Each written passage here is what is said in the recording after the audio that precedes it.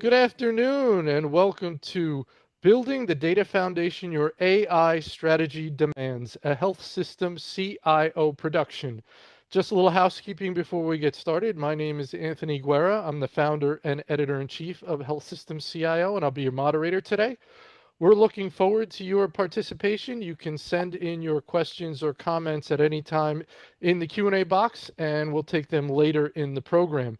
Just so you see how we're going to spend our time today, first we're going to go about 35 to 40 minutes with our main panel discussion featuring Chuck Podesta, CIO at Renown Health, Roshan Hussain, SVP, Chief Data Analytics Officer with RWJBarnabas Health, and Sarang Deshpande, VP, Data and Analytics with Franciscan Alliance.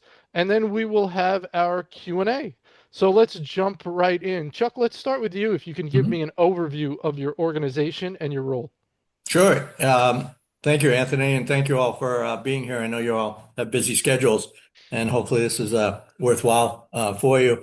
I'm Chuck Podesta. I'm the CIO at Renown Health over here in Northern Nevada, Reno, Nevada. I've been here almost 5 years now. I've actually been a CIO. This is my 31st year as a CIO. And Renown is growing quickly. Imagine we have a lot of people coming over from California right now, and we're growing as an organization a lot. We have a 10-year strategic plan in place.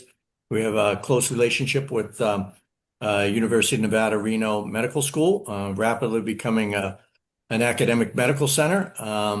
As we grow and serve the community in Northern Nevada.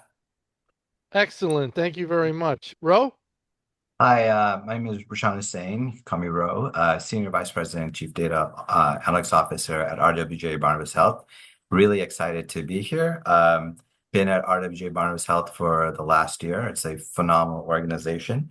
We too are growing in our footprint as a premier delivery of care and have a great relationship with Rutgers University Medical Center.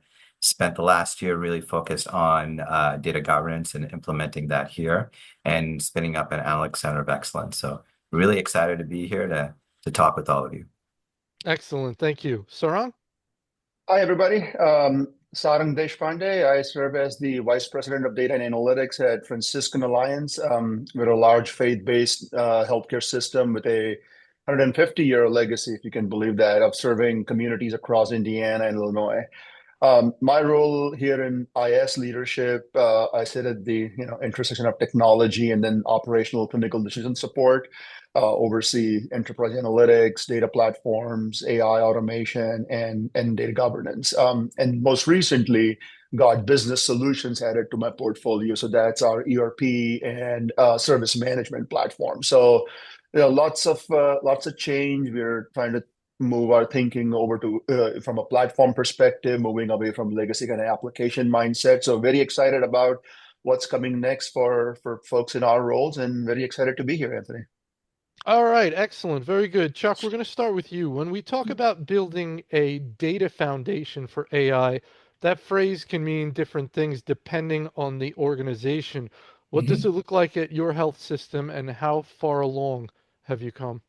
Yeah, so very timely for us right now.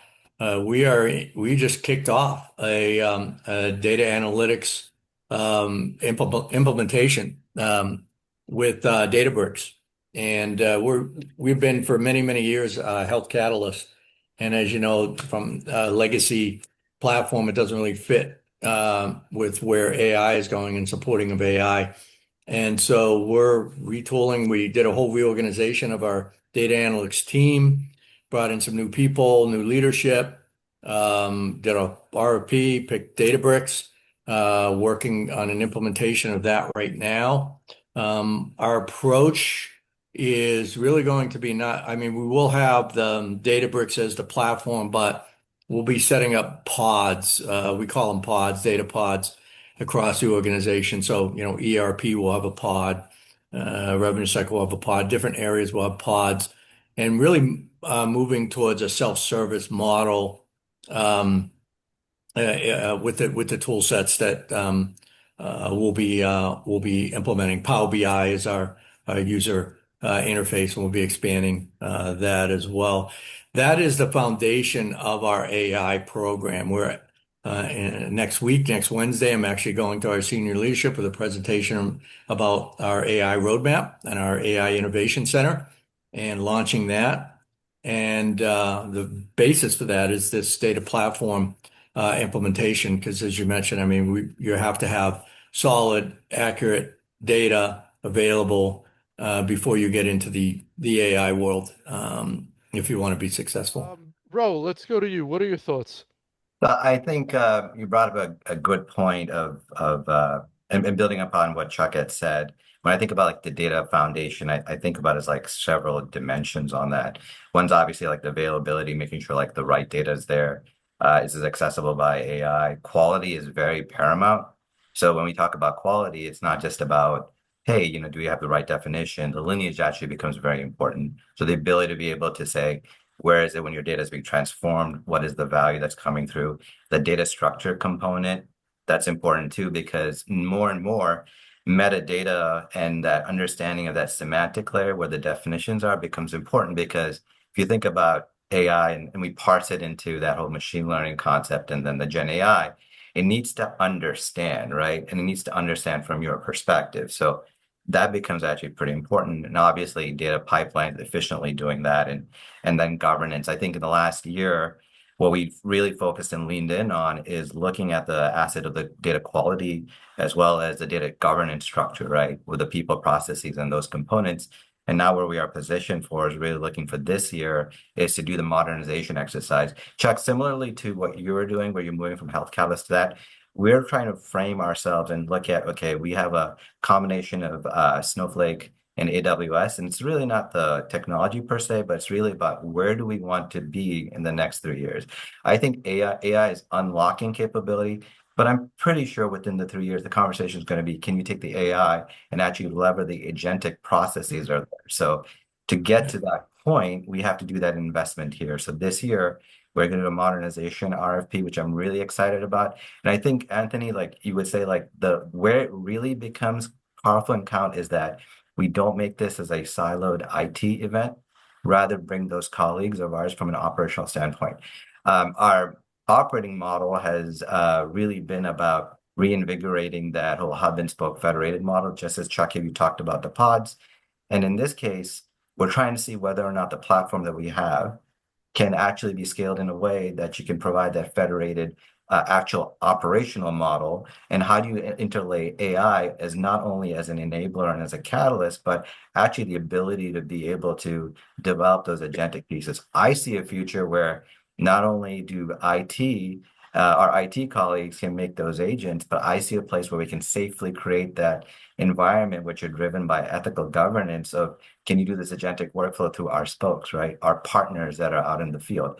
And that's what we look at it. So I think our role is really shifting and looking at those foundational elements and saying, how can we unlock that for as an organization versus it just being an IT event, right? So I hope that's helpful. Very helpful. Sarang, let's go to you. So this is all very interesting.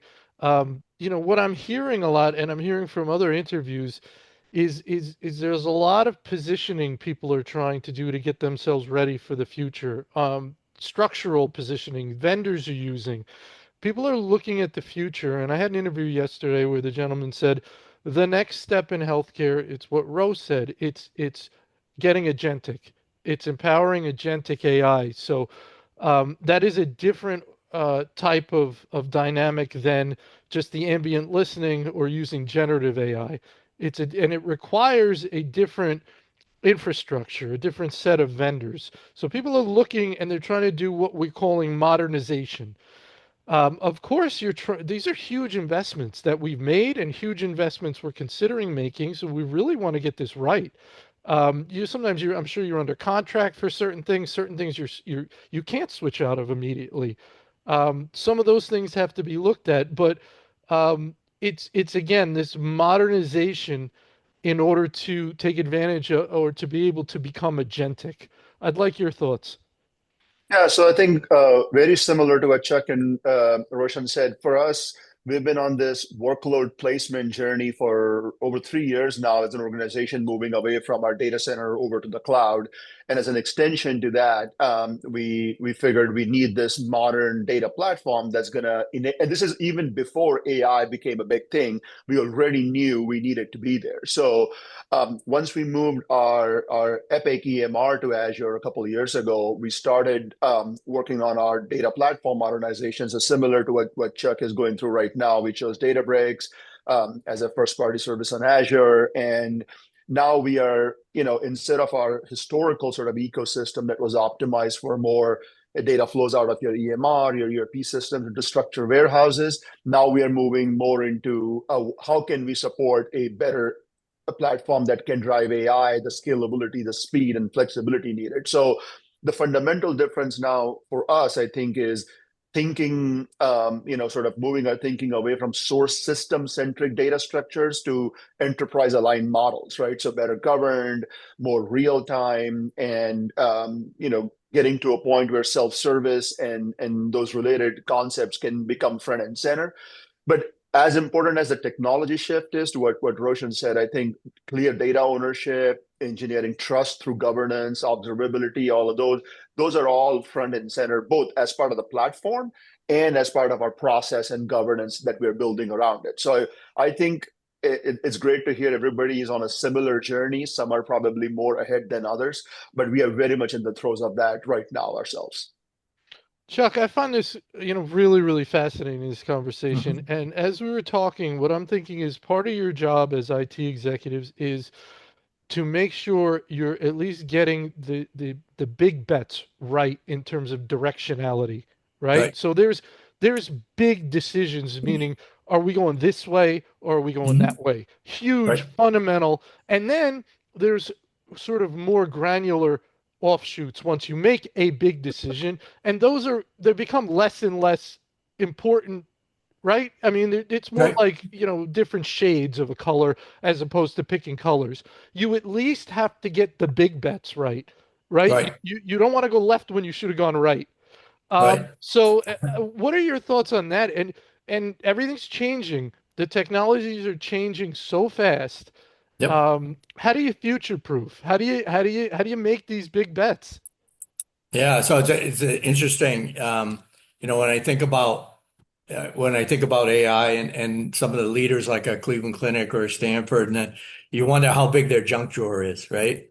Uh-huh. We all have a junk drawer, right? Where you have all the spare screws that came from IKEA furniture and stuff like that, and you think someday you're going to use those, but you never do. And so for like an organization our size, we're 2.3 billion, right?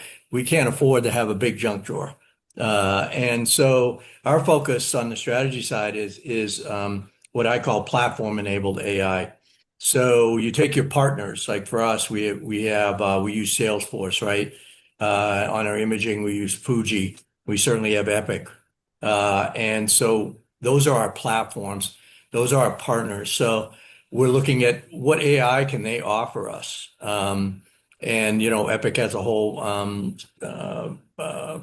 strategy around products and things that they're launching right now. And so those are tested. Those are tested at Stanford. Those are tested at Cleveland Clinic, and they work. So there's less risk involved. There's less risk of getting those in and then those ending up in your junk drawer.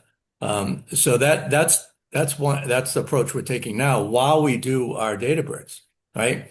Once we have that in place, and we can start getting developers in, we can start, maybe looking at some startups, maybe doing some investments even in innovation. But we're not ready for that right now. So we got to be careful, but we don't want to be at the tail end of the AI train. I mean, we want to be somewhere in the middle, not leading it, not at the end, somewhere in the middle. I think the big challenge, though, for all of us is going to be which LLM do you pick when you get to that development side, right? You've got Gemini, right? Google, you've got Claude, and you've got ChatGPT, OpenAI, probably the big three. There's others out there, but that's a play. That's like picking your EHR. Oh, wow. Because it is. I mean, some organizations are going to go in and maybe they'll let everybody use whatever LLM they want. But again, then you've got to manage that and the costs associated with that. Enterprise licensing, all the downstream effects of doing that. And I don't think people have talked enough about that yet. That's coming. And they all seem to be, you're sitting there going, oh, ChatGPT for health. That looks interesting for healthcare. And then all of a sudden Gemini it says we're going to give 20 billion to Gemini. And then Claude comes out with something for the provider side. And they're all doing this up and down. And so when do you jump in? And which one do you jump in on? So, yeah. Excellent point. Ro, your thoughts? Wow, that's very hard to follow, particularly because I did clean out my junk drawer yesterday, but that's the personal side. I think I want to echo one, twist it a little bit, which relationship with our platforms, and then what is it? I think the most important thing is to get a clear delineation of what you're good at and what you're going to focus in on and what you're going to let the platforms do. So Epic is an example, is a great component of that. And there's some AI components and machine learning components that we want to be able to unlock and really start from a point of, does this really fit for that? If there's reasons for not doing it, because it doesn't necessarily mean we're going to use it as a religion, but as a starting point. Then the second component then comes into, how do we fit the gaps that are in between, right? What are the complementary structures? For that, you need that ability to have that data governance component and really ensuring that you get the voice of the customer on top of that. I will say that you're right. It's a very exciting time to look to see where the big bets are in terms of what LLM is being selected, and that could be very expensive. So in our back of our minds, we're thinking about, how do we do cost? How do we compute? How do we kind of calculate that information and to get that? And we're taking a very agnostic approach. We have based off of our relationships with Microsoft and other places, we're leaning in because it makes it, from a cost component, makes it a little bit easier. But we're also thinking from a perspective of having an orchestration management layer where we can have the ability to be able to be flexible in our LLMs. The one thing that I would also point out as a big bet that I'm putting on is, as we're building out this functional piece of doing AI for operational improvement as well, is really creating that platform so we can leverage that with a de-identified layer so we can actually bring our citizen data scientists in. And the real play on that is, let our intelligent colleagues, whether they're in our university side or our citizen data scientists or those really high volume providers that who also bring in research, provide them an avenue to be able to do that. And then couple that with some of our partners, like one of our chief health information officers, and figure out what is a way as a learning health system that we could take those innovations and move them in. So when we're thinking about the AI component, it's also about, like, how do you use it and how do you make that complementary to the things that you've already invested in? So. Excellent. Very good. Sarang? Yeah, so I think for us, we are very much in a similar boat as what Chuck talked about. So we are a mid-sized system, and I think financially for us, we have decided to double down on our enterprise platform vendors. So Epic, Workday, and ServiceNow are the three big ones that we want to make sure everything we can get out of that makes sense. We want to do it. Also, I worry a lot about cost that Chuck brought up, because as we have moved from this capital heavy investment that was much easier to do upfront and we'll worry about depreciation later on, our OpEx keeps growing every single year because of all of these things. So as an overall IT strategy, we are also looking at what can we do with app rationalization and our tools rationalization, not just in my space, but across IT, so that we can feed some of those dollar savings into these newer technologies. So I think, to me, when we make big bets, obviously our platform vendors are a big part of it. We are a Microsoft Azure shop, so whatever we build custom, or what I think of it as hybrid with our third-party vendors, we want to make sure it's based off of our Azure platform, setting up our AI Foundry instance and things of that nature. So to us, I think a lot of the heavy lifting right now is about, while we build our governance, our process, and learning around these new tools and technologies, how can we make sure we can sustain these investments in the next 3 to 5 years by sunsetting and decommissioning a lot of the legacy things that keep eating up cost that is not really adding any ROI at this point. Yeah, Sarang, let's stick with you for a minute. So everyone operates on the principle of having some major platform partners, and then also going with some niche vendors where you have to, or you feel you strategically want to. And then only the larger shops in the past really did self-development, building their own stuff. But I've done a bunch of interviews where people are saying that's changed. It's easier to build now than it's ever been. It's changing the dynamic and the formula there. You spoke about OpEx costs rising and rising. We talked about app rationalization. I mean, we could be looking at a world where you sunset some tools and build them yourself, or just building things yourself. It's very freeing. You get freed. You want to be with your partners, but also you don't want to be stuck with their development path and their plans. So, uh, we talked about this new world we're going into of agenticism and modernization to get us there. There's also this other idea of it being easier to build than ever before. What are your thoughts on that? Yeah, so we are exactly what you're talking about, Anthony. We have historically been a buy, implement, support type of a shop and not building on our own, which has also put us in a situation where we have a pretty significant learning curve now and from a skills perspective, right? So we are with RPA as a starting point, and then with AI now, we are slowly starting to build that capability and capacity. Now, I don't think we're going to hire a bunch of developers suddenly and become a software development shop, but we, through our partners that will provide maybe some core development capabilities, we want to focus more on can we get to a product development mindset with agile development, methodology so we can quickly iterate through this. So I think absolutely, again, mid-size and smaller community organizations like us that are not, in the same league as big AMCs and larger systems will find it harder to get there. But nevertheless, we are going there. I mean,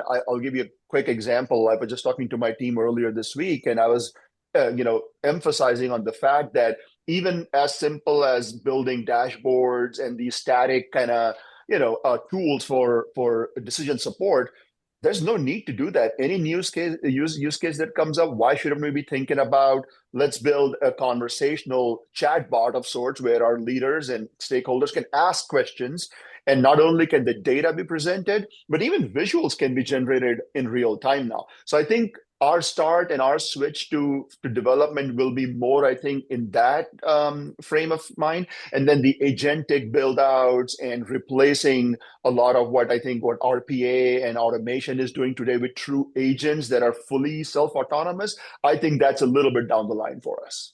Very good, Chuck. Your thoughts? Yeah, no, I agree with Sarang. I think, and I may get in trouble here, but I'm old and I have no filter.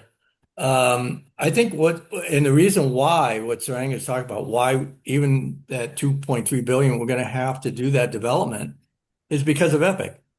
It's an old, I know they're doing a lot and they have an AI roadmap. But when you look at your staff and how the tools that they're using to build within the Epic platform, they're archaic and it takes a long time to get stuff done. To get a department build, it takes like 6 people. They all have to be credentialed in these different areas.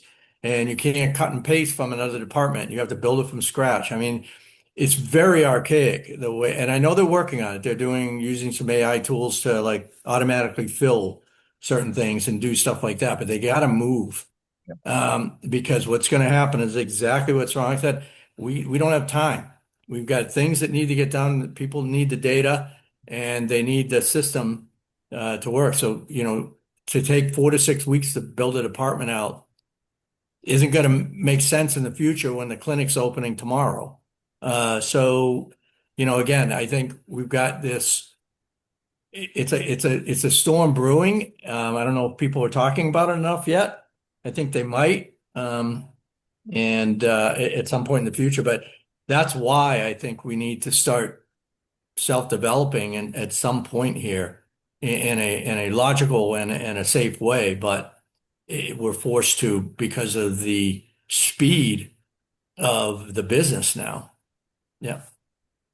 Very good. Very good, Ro. That's pretty interesting that you bring that up because Chuck, one of the things that I would say is that platforms such as Epic, there's also a recognition that, that skill of doing that agent build and the AI build component is becoming part and parcel with the platform, because you're right. At some level, they can't do it themselves. And more importantly, like, even though that you could be in a foundational implementation of these platforms, there's going to be some nuances that are really unique to your organization. So that core knowledge that you have, so having that ability to be able to do that within the platform. So you get the AI agent factory, I believe that Epic is coming out. And then the other part where you brought up about speed and speed to value is important. But I will also say that with the agent build, it's becoming, and the AI build, it's becoming more and more commonplace to understand that, the way you see the world and the way you're explaining in your semantic layer is very customable to you. So you can't necessarily take something out of the box and say, hey, this is the work. So then at the end, you're going to wind up being painted in two situations. Either you're going to hire a bunch of consultants at a higher cost who's going to build out these agents for you, or you're going to learn how to read and how to do those things and start building it. So in some which ways, the fact that it's cheaper, easier, and the need for timeliness and the cultural norms that you have in your organization are going to force you to be able to do that. So I think in the past, the CDAOs, particularly if you think about when the LLMs came back, everybody was running to create their own, Gen AI, and then a couple of years later, they drop it for Copilot. This is different in the sense that, the market forces as well as the contextual knowledge are forcing us to be able to do this work. And it's great that, like, I'm seeing both of you guys really lean into this space.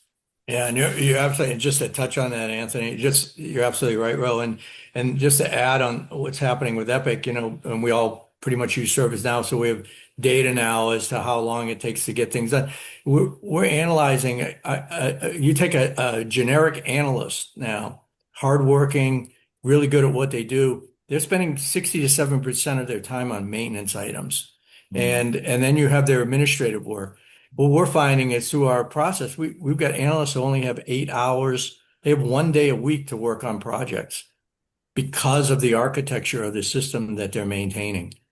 That's not sustainable in the future. Something's got to change. I don't know what it is, but it's because, as you said, Ro, I mean, the pressure on us, the speed to value, to have somebody work on a project 8 hours, one day a week just isn't going to cut it. And then guess what you have to do? Bring in a bunch of consultants, right? Who can work 40 hours a week on it. So we need to figure out a different way of getting that work done.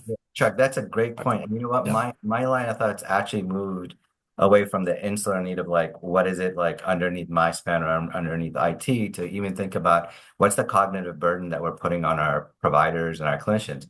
I'll give you a good example, right? Like, we have an expectation that the nurse manager, right, understands the data, looks at the control chart that's been processed, figures out, okay, what's an outlier, goes back to the medical record, and then pulls out this information to be that, right? We don't need to do that now. If you have the metrics of the semantic layer, you can have the AI model essentially pull out what's the appropriate control chart, which, by the way, most of the time people get wrong, that we can geek out about that.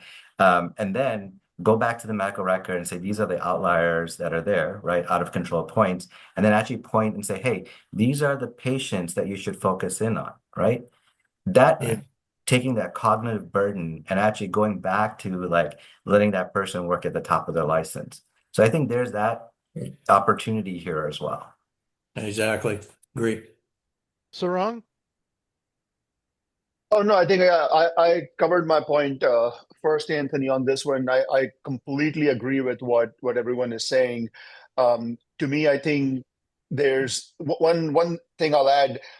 The focus on our clinicians, like what Roshan said, right, on their cognitive burden, helping them operate at the top of their license, that is absolutely number one priority. Where we are starting to, in addition, dip our toes into some of this is our own worker productivity, whether it's in IS or other back office administrative areas. There's just so much technical debt, for example, in IS that we have, that we can also start to look at everything from documentation of code to all these archaic processes, manual work. I think of it as, I don't know, 10, 15 years ago, everyone was scared about outsourcing and offshoring. And I'm telling people, now you got to be worrying about, not worrying, thinking about what can be done through agents that can be automated through automation tools. So I think it's a similar paradigm, but I think that the shift to me is now you don't even need more resources or more bodies necessarily. Let's think about how can some of this work be shifted and offloaded to some of these agentic workflows. So and I don't think it's registering with the workforce quite yet, but that's the push we are making on the non-clinical side. All right, let's stick with you, Sarang, for a second. So a couple things that are interesting. You had mentioned how, you're not a software developer, but you understand that we all need to kind of inch in that direction a little bit, get more build in-house capabilities. What does it take? How do you do that? Do you need a different talent mix? You need to hire a few different kinds of people. How do you inch towards that build dynamic to have those capabilities? So that's my first question. And a second question would be, I've heard it mentioned the other day in some people I was talking with, how your own IT shop is a great place to kind of as a testing ground for some of these things, right? As you mentioned, kind of we've got issues over here. We can make agents over here to help us produce our work that we do in IT, and it's a good testing ground to see what we can do and test capabilities where we don't bother the clinician until we're ready, until things have been sort of tested. So if you want to answer those two things, then we'll go around the horn. Sure. Yeah. So real quick, I mean, if I try to fit that into the people process technology paradigm, right? To me, people wise, absolutely, skill set is essential. I think we've struggled enough to even move people to the cloud mentality where DevOps and CI/CD processes are key. And now I think if you layer on agentic and some of the Gen AI work that needs to be done, I think a lot of folks are realizing, especially some of the more tenured folks, I think it's just not for them. Yeah. And we will see a big shift in workforce. We are starting to see that where folks are either self-selecting, wanting to retire early, but then the ones that are remaining, those are the ones we are focusing on training and getting them up to speed. We will augment that with some outside talent, obviously, like I said, things that we've never done before, newer technologies, that there's no doubt about that. But I think to me, most importantly, you can have all the talent and all of the staff in the world, but I think Roshan said this earlier. If we don't have the right semantic layer, if we don't have the right definitions, I mean, for all these agents to train on, to work off of, if you don't have standardized data sets, if you don't have standardized ways of looking at things, it's just going to be a bunch of garbage that's going to get fed into them. And then guess what? The 500, 800 dashboards that have been sitting out there, eating dust, nobody looks at. That's what's going to happen to these agents. So I think it has to be a combination of people and then process and governance around curated data sets, curated semantic layers.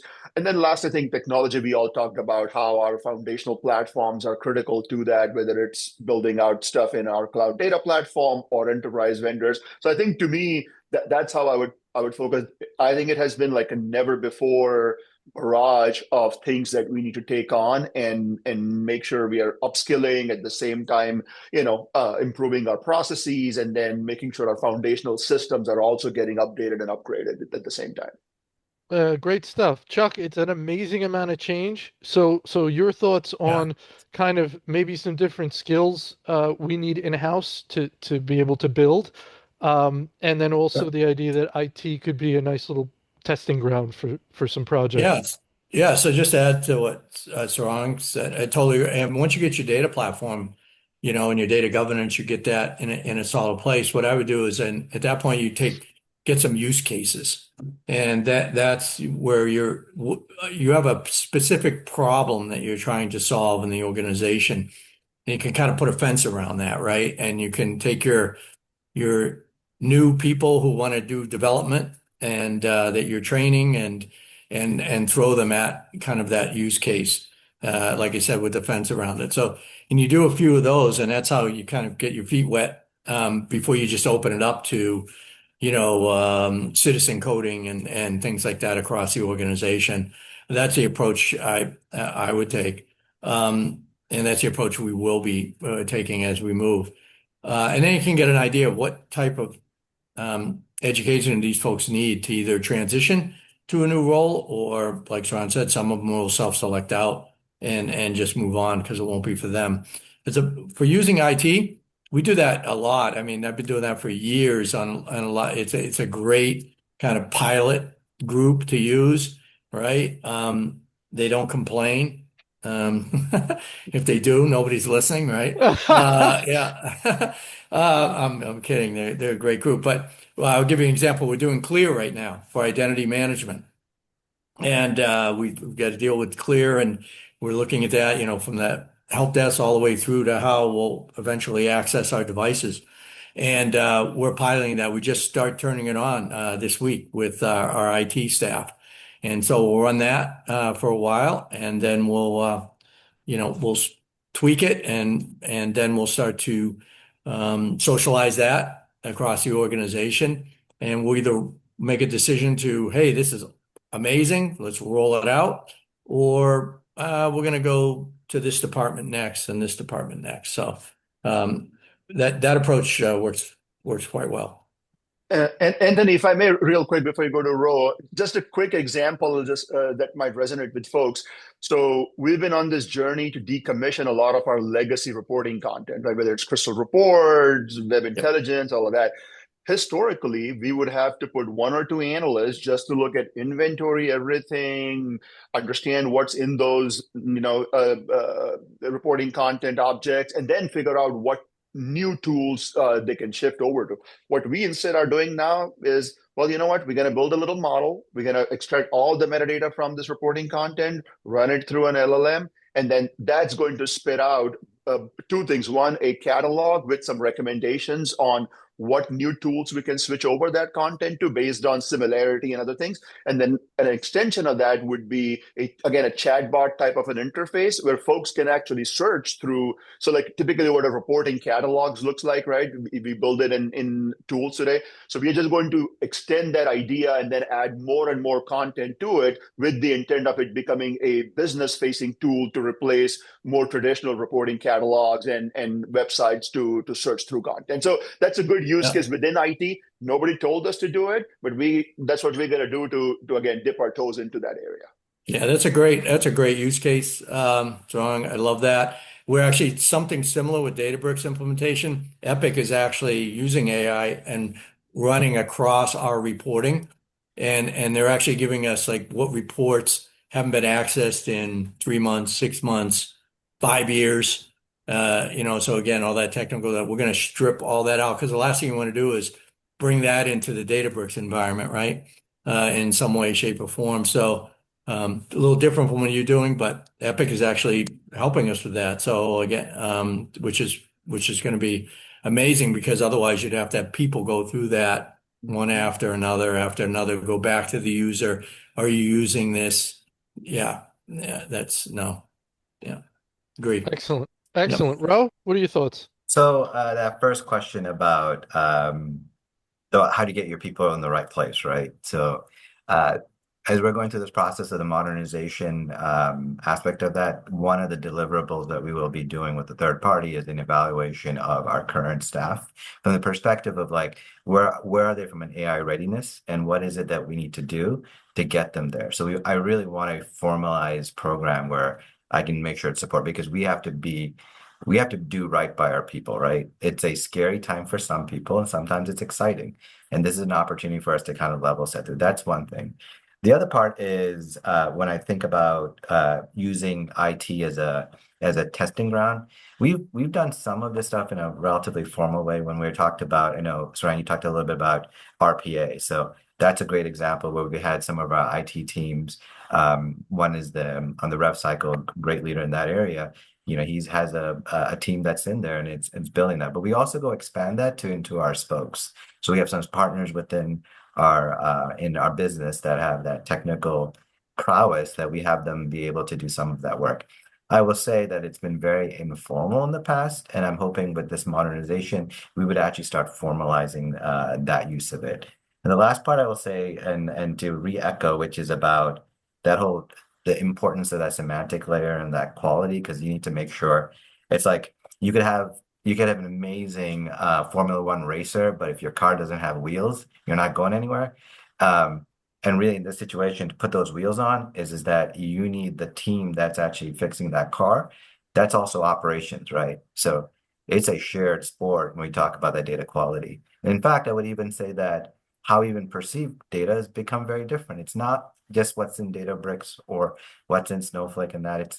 It's come down to like, what are the documents that you have? So if you've got a Gen AI model and you're going to say, hey, we're going to put this so people can figure out what's the latest policy changes that are there, you have to make sure that the content that traditionally has not been under the role of the CDAO or even underneath IT, such as those policies and procedures, they're cleaned up. So this is a point of reorientation about what does data mean to people, and then who's actually responsible for that. So that's the part that's the difficult part, right? Which is everybody wants AI, everybody wants to be ready, everybody wants to be trained, but everyone's got to be responsible for that quality, get that semantic layer, which is now outside the bounds of just IT.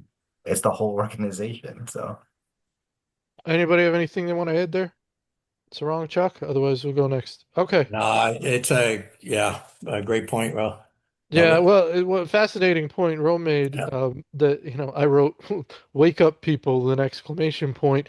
And what I mean by that is you don't get to sit this one out on terms of AI. If you for some reason are not interested, if you are towards the end of your career, Sarang, I think you mentioned some people, and we get that all the time. Whenever there's, when EMRs came out, there were many physicians that were like, I'm done. They're at the tail end, and that's fine. That's okay.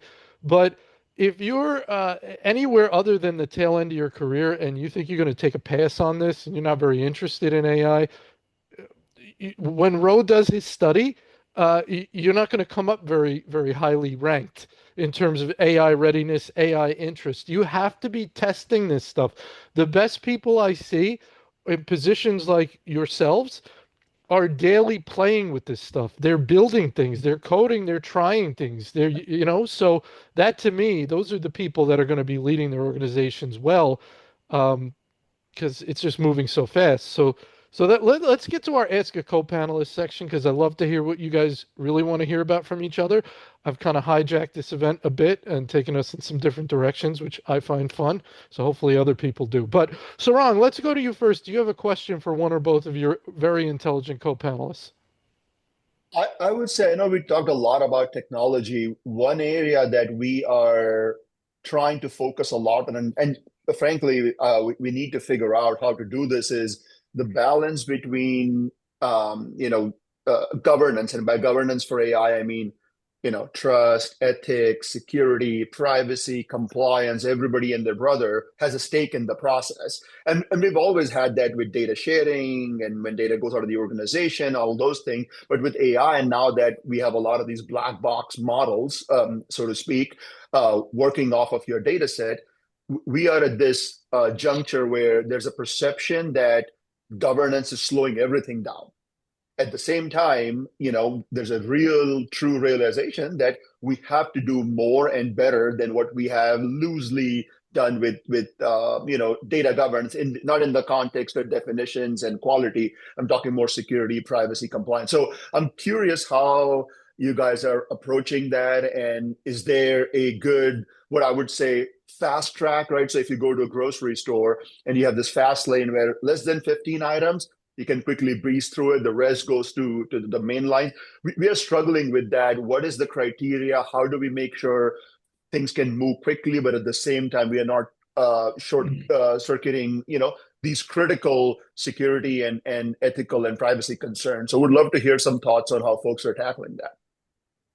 Ro, why don't we go with you first? So I'm actually very proud of our AI governance committee structure and implementation. I will say, even though I would say that I would say that we are tiptoeing into it, and I'll talk about what we're using it. So we are a firm believer that whether you should do it or not is really not the function of the AI governance committee. That's got to be upstream, either through an operational review. We don't want to tell a physician whether or not impacting sepsis is important or not. That's not our role. But once it comes through there and comes there, we really look at fidelity, ethical considerations, and maintenance, and fundamentally who's responsible for making sure if there's a drift or hallucination, whose neck is it, right? Who's out there? And the last part is like, what happens with our data? because a lot of this data can be used for intellectual property and things. So we ask those questions.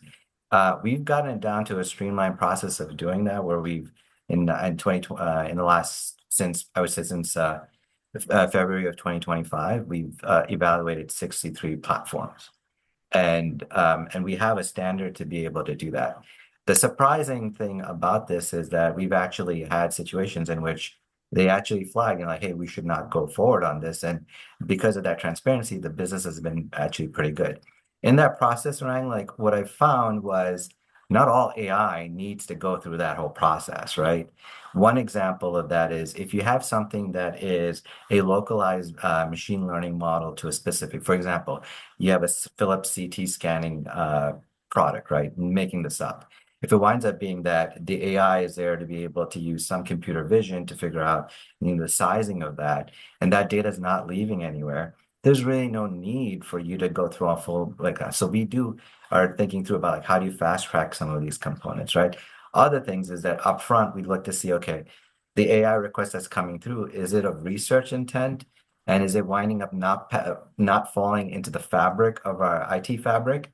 Maybe you don't need that because it's in a protected. So we've figured out lanes to get kind of like a speed pass in those type of pieces on that. Now, it's a 80-20 rule, and we found that that's actually pretty helpful. Where I would like the whole industry to go, and there've been like spots of like organizations that have done that, where I ask the question, do you have a chai card already there, right? And I've had 3 or 4 where they come in and you look at that, I'm like, wow, this is actually pretty good. So as more and more that we can push on these vendors to go through a standard process, whether it's chai or NIST or what have you, the life would become a lot easier. There's probably a play for someone to actually say, let's take on this whole evaluation governance, and then let's do it all together. So if I, for example, have evaluated Mednition, right? So wouldn't you want to already take that on instead of redoing it? Absolutely. So if anybody's out there is interested, patent pending, give me a call. So Chuck, your thoughts? Yeah, oh, it's interesting because Sarang took my question.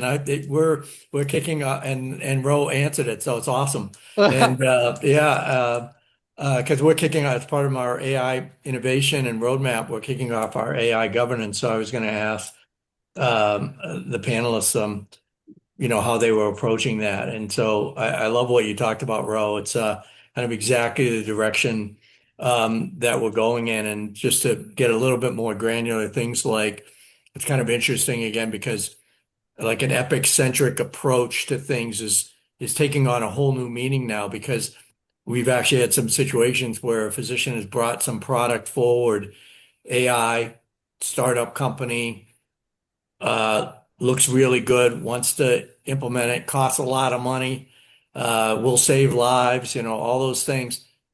Epic has something, 80% of it. So what do you do? Do you pick Epic from a governance standpoint because it's Epic, or do you go with this product? And so it's it's the same thing we've had with other companies that have come in with their products. Does Epic do it? You do it in Epic. Now it's going to be AI. We're going to have that same kind of discussion. So governance is going to be super important along those lines. In talking to other CIOs, just to tell you, some have mentioned that they've had spectacular failures in AI, where they've taken a startup company, jammed it in, somebody wanted it, had to have it, didn't work. And that's how they've got their governance to work, where people don't talk about how slow it is, right? Because they bring up that failure. And it's one of these things where, boy, if you could create a failure that didn't cost a lot of money, it didn't cost your job, didn't cost a lot of money, a lot of pain in the organization, didn't hurt anybody, that you could have that as your kind of North Star to say, we don't want to ever do that again. That would be Just to so make an helpful. example out of it, huh? Exactly. So you get somebody who wants to go rogue, you're like, hey, remember 2 years ago when we, yeah. So, but I'm hearing like some CIOs have actually been very successful because of that one failure. Well, Chuck, it makes me think of cyber incidents, and they don't Yes. have to happen. People are leveraging, because they get publicized, not with so much detail as you like, but a lot of CISOs will leverage incidents that have happened elsewhere, communicate those to the board, and say, hey, look what happened over here. I don't know if an internal failure of something like you described around AI will get to the press to where others would be able to leverage that story. So that's just a question Yeah. of you would never know about it, whereas you do know about cyber incidents that make the news. So yeah, Totally. you might Yeah. need your own failure to your point. Yeah, you need an internal, Internal. controlled event. Yeah, you don't need, like I said, you don't need something that, costs jobs, the organization, Right. credibility, Yeah. things like that. By the way, the CISOs that are on there, I'm glad you brought up cyber because I was going to bring it up at the end because they're probably sitting there going, nobody's talking about cyber right now, and they're freaking out right now. I know if my CISO was on, he'd be like, Chuck, talk about cyber, talk about Oh yeah. cyber, Uh-huh. Uh-huh. because that it could be a whole nother session here. But that has to be interwoven into everything that we've just discussed today, for sure. All right, I want to get So, Our friend Bill Spooner, who we all know, and he's a wonderful guy. He's got a yep. question that I just want to get a quick. We'll go around the horn quick on this, get some quick thoughts, and then we'll have a final comments. Your best piece of advice. So, Bill writes, I ran across an article recently arguing that AI will increase the cost of healthcare. What do panelists think about that? How is your organization approaching the ROI question? Now, that's kind of a two levels to me there. You've got ROI sort of internally figuring out the particular tool and whether or not there's ROI for your organization, which may be kind of separate from whether it's going to increase overall the cost of healthcare. I've seen things out there about, sort of more policy related stuff about AI is going to put people out of work, and those people are going to show up at your health system without insurance, which is kind of really out there in terms of probably beyond the scope of our discussion. But let's stick to the idea about ROI. Some of these tools are great. Clinicians love them, but they may have little hard ROI. They can be soft ROI around how much it costs to replace a physician, and this kind of stuff prevents burnout around the ambient stuff. But just generally ROI on the tools that you're looking at. We'll go around the horn. I think we're going to make that our final comment. So you can weave in a final thought in with that. Ro, let's go with you first. So, like I said, very proud of our AI governance, but again, we're in a starting point for my we're kind of graduating high school and not playing the big leagues. And our board and our leadership is very interested in the conversation about ROI and how to actually define ROI. So that's something that we are thoughtfully thinking of, is that as we are onboarding things, like how do we get that calculation? From a practical standpoint, one of the things I kind of worry about that is like, who's the fundamental responsibility to be able to figure out that ROI, right? Because those applications, AI is occurring in different parts of the organization. And it seems that if you just stop and say, hey, just figure this out at that level, it kind of falls short of a pro forma where you're like, what's the value equation? But if you're really looking to see like, okay, does ambient technology, and I'm not getting specific Epic, just in general, meets the need, it's much more sophisticated in terms of how you actually create the value. And so we're definitely struggling on that side. And I'm really looking to hear from other folks on how to be able to do that. I will say though, the two things along with ROI, I would say my comment would be that along with ROI, the piece that you have to also tie this in is how do we take AI in our leadership roles and make sure whether you're the CDA or the CISO or the CIO, and how do you ensure that they don't become point solutions and really like Mm, platforms that are being leveraged, right? A lot of folks say, hey, we've got these great AI programs, but when you actually pull the covers, they're really point solutions. So how do we take that and create the true scale that we need? That's the $1 million question from my standpoint. right. Or we wind up back with data silos and data not interoperating like we were trying to get away from when we went to platforms. So good stuff there. Sarang, what's your last thoughts? Yeah, so for us, what we are trying to do, and ROI is tough. I think we have extended our more traditional kind of IT demand business case review process to add ROI analysis to any of these newer solutions as well. But I think to me, the challenge is not so much in making up, honestly, some of this ROI. It's about, okay, once you're done and you've implemented it, is there even a mechanism to go back and validate and verify and truly the discipline to either turn off or remediate, in instances when there is no ROI. We have not cracked that code. If anybody has, I would love to hear. But I think that's the bigger challenge for us. And the other thing on ROI, I'll say, again, I'm not sure about the other systems, but for us financially, the situation we are in, that has forced us naturally to gravitate more towards the hard ROI use cases and revenue cycle, finance, and Yep. those areas. Clinical quality, they're absolutely critical, but outside of ambient and some of the other, more fringe use cases, it has naturally more gravitated towards revenue cycle and financial, because that's where you can truly show and at least calculate something. So it's a very interesting stage where our typical IT implementations already struggle with ROI realization. Now with AI and this promise of a promised land, if you will, how do we get there? I don't think we have an answer for that quite yet. Excellent. Chuck, we'll give you the last word today. Yeah, so I think what and what Bill's getting to from the total cost is AI is a huge, and Sarang mentioned this earlier, a huge OpEx play, right? And if it's layered on top of everything we're doing today, yes, the costs are going to skyrocket. So we have to be smart about when we're spending this money on the OpEx side, what is it replacing? And I mean, that can be a whole separate discussion. There's certain areas that you can look at. But again, if we layered on top of what we're doing today, it's just going to add costs. IT costs will go up, organization costs will go up.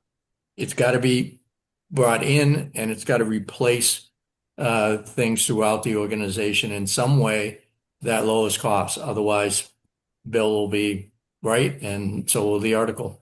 That made me think of your junk drawer reference. We can't let the junk drawer get out of control, right? Exactly. Well, Yes. I mean, what a fantastic discussion. I really, really enjoyed that. That's about all we have time for today regarding continuing education. You can use the link I sent in the chat box. I sent out a series of links in the chat box. There are also links to register for upcoming webinars, access our extensive library of streaming webinars, subscribe to our e-newsletter, and become a sponsor.